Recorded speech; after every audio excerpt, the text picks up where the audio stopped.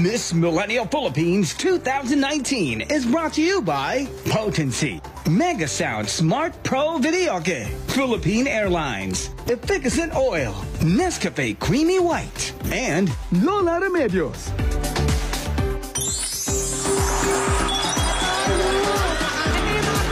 Sa akin ni Miss Millennial, nung pumunta akong Aklan, yung inubarang manok, yung pinais. Okay. Suman ba yun? Which is a suman na matamis na. So, ready to Hindi eat. na kailangan ng asukal. At saka ng ibang sausawan. At syempre, pinashot din ako. Sumat ka. So, mamaya shot tayo ulit. Ngayong araw, papatunayan sa inyo, mga Dabarkads ng Aklan, that they are more than just Boracay. Alright. Ang magtutour sa atin today ay si Miss Millennial Aklan 2019, Nicole Angela Cristini. Explore the land of sand, sound, and fiber. As Mutya Itkalibo Ati-Atihan shares the colorful culture of her home. Nicole Angela Cristini, Miss Millennial Aklan 2019.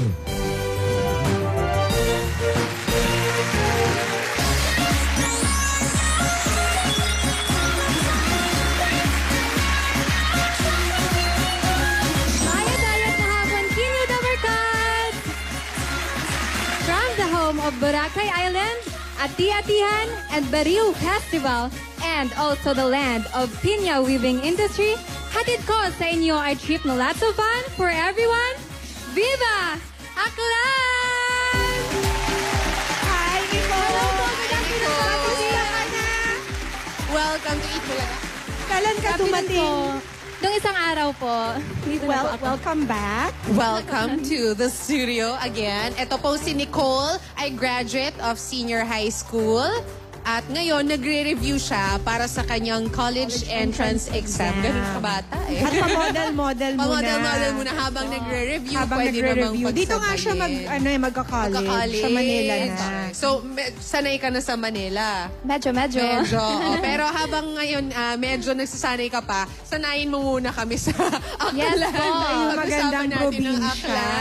Explain mo sa mga Dabarkads natin, Nicole, kung bakit Aklan is the land of sand, sound, and fiber. Oh yes po, Aklan is the land of sand, sound, and fiber. Sikat po ang Boracay sa Aklan, but little do you know, napakarami pong magagandang white beach sa aming probinsya. Meron po sa Municipality of Buruanga, Municipality of Tangalan, and of course in my beloved Municipality of Navas.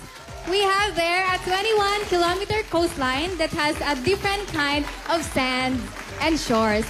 At sound po, because Aklan is known to be the mother of all Philippine festivals. January po until December, ma-experience niyo po ang iba't ibang klase ng festival.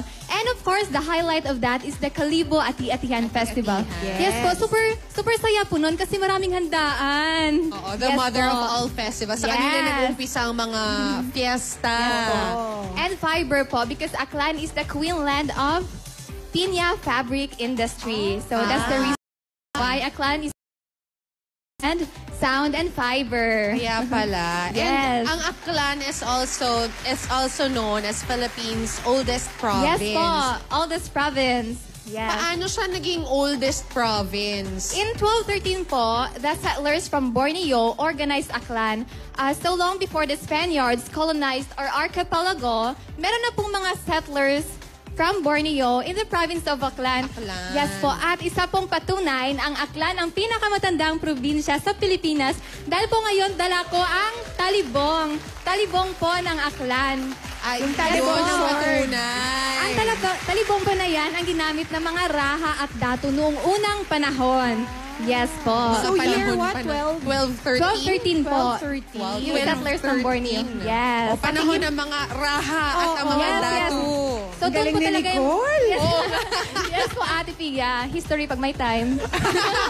Sige, Nicole, ituloy mo na ang pag-tour mo sa amin sa iyong probinsya. Musyong Dabarkads, sa mga hindi pa nakakagora ng Aklan, better make up your plan. Dahil sa ganda ng aming probinsya, di kayo basta-basta makakaget over.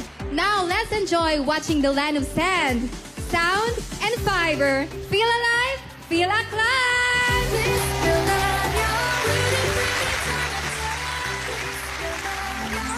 Sikat na Aklan sa ganda ng Boracay at masayang ati-atihan. Pusyon ka mo at ipapasyal ko kayo sa itinatago pang ganda ng aking probinsya. Hi, Nicole! Saan mo ba ako dadalhin ngayong araw? Let's start po sa municipality namin sa Navas, and next po is yung sa Malay, yung Motag Living Museum, and also the Baoy River, at saka yung distillery. Mukhang marami tayong pupuntahan. Let's get going.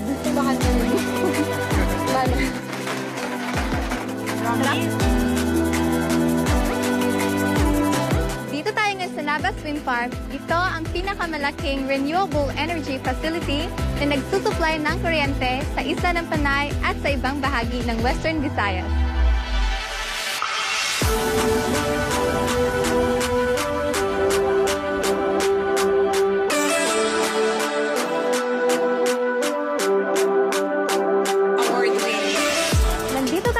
Sa Nabae River sa bayan ng Malay at ang ilog na ito ang nagsusupply ng tubig sa buong isla ng Boracay.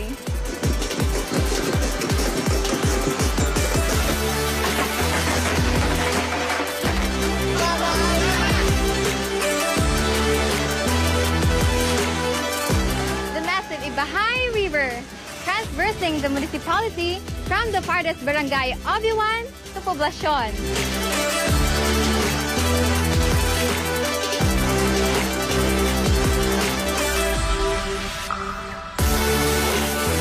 Sa pwedeng pasyalan sa Aklan ay ang Katunggan is Ibahay. May kita dito ang 27 different mangrove species.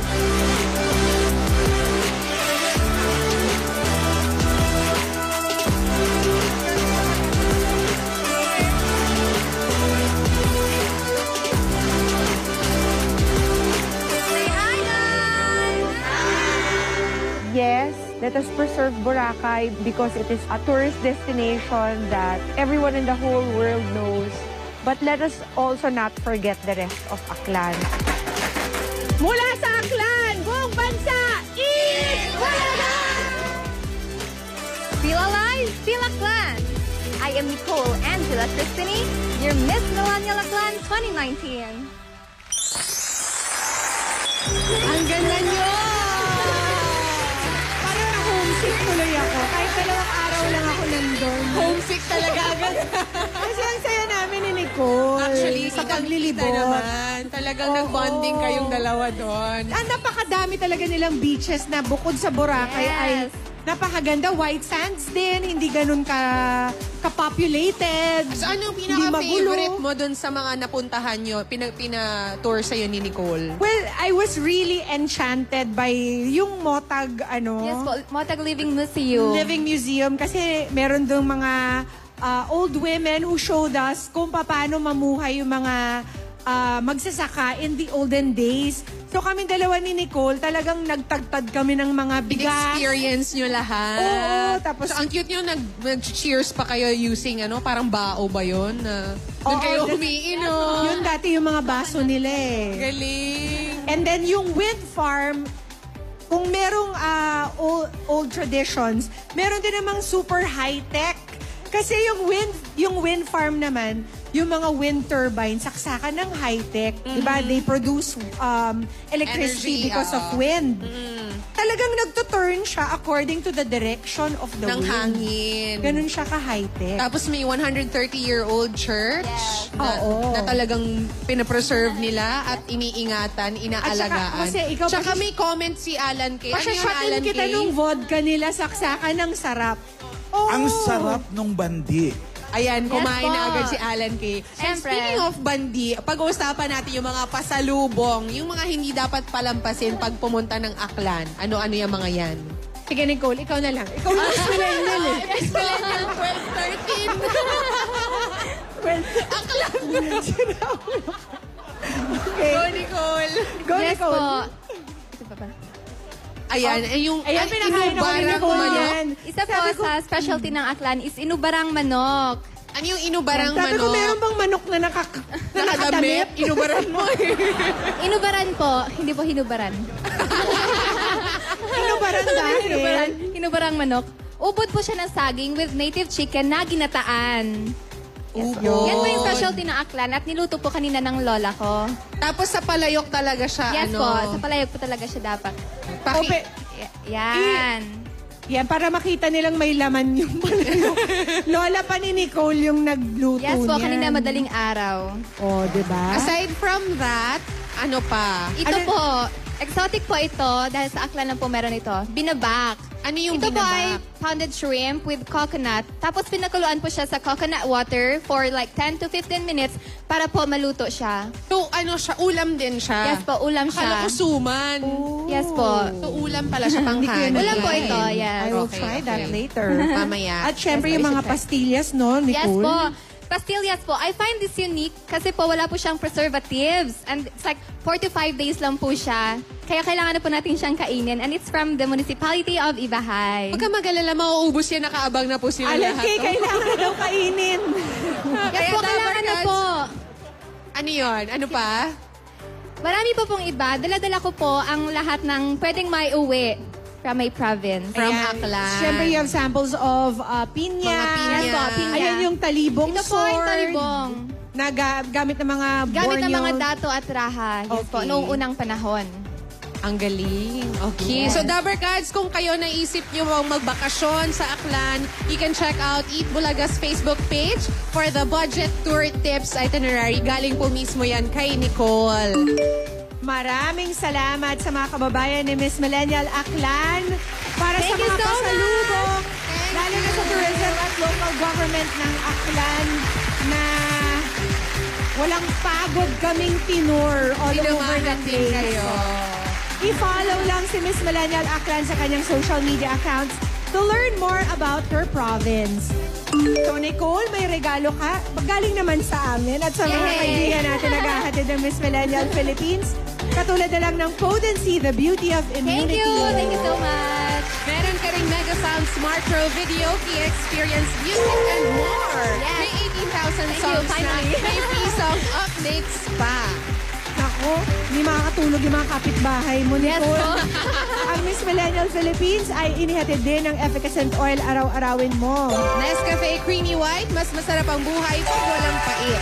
Lola Remedios All-Natural Supplement. Lola Remedios, Remedios ng Pinoy. At ng Philippine Airlines, fly with Philippine Airlines, the heart of the Filipino. Maraming salamat din sa H&M Clothing for Nicole Sigara. Once again, Nicole, maraming salamat. Imbitahan mo na ang mga Dabbercats natin na pasyalan ng probinsya mo. Tuklasin at puntahan dahil sa aming probinsya, lubos ang saya at ligaya. Napakaraming mapupuntahan, kaya Travel Aklan! Ganda ni Nicole. Thank you very much, Nicole. Ang ating Miss Millennial Aklan 2019. At bukas, abangan nyo dahil sa home of more than 100 wonders ang ating next destination sa Pangasinan. Dito lang yan sa Miss Millennial Philippines 2019. Sumugulo tayo sa barangay sa One for All for One. Miss Millennial Philippines 2019 grand winner will receive 500,000 pesos. She will move into her house and lot from Lysandra, Angat ka dito, and drive home a brand new Suzuki Ciaz GLX. She will also wear the crown, which stands for the strong, independent young Filipina who has a heart for her hometown. It's a crown pit for the next Miss Millennial Philippines.